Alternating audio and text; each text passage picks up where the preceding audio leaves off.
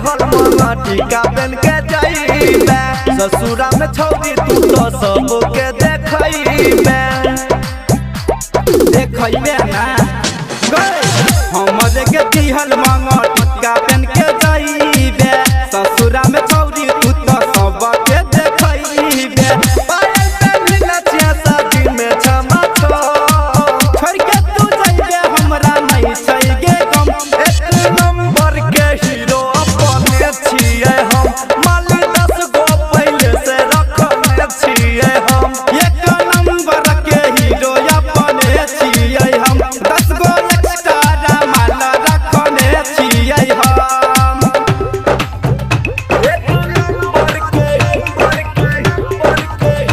अपने छिए हम डीजे धनुराज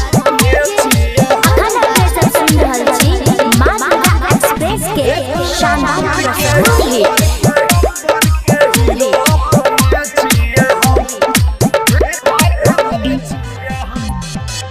धोखा देवे के छौड़ी छोड़ल न बन गे मन करो दे दौलत मुक्का से हन गे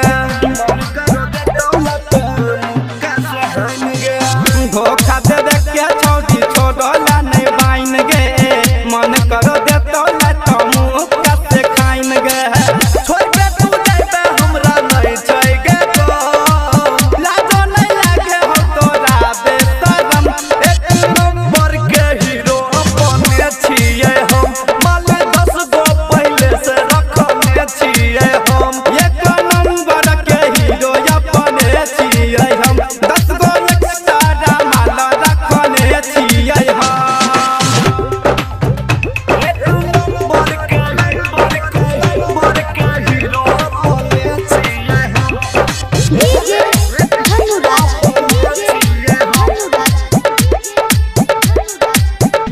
एक नंबर के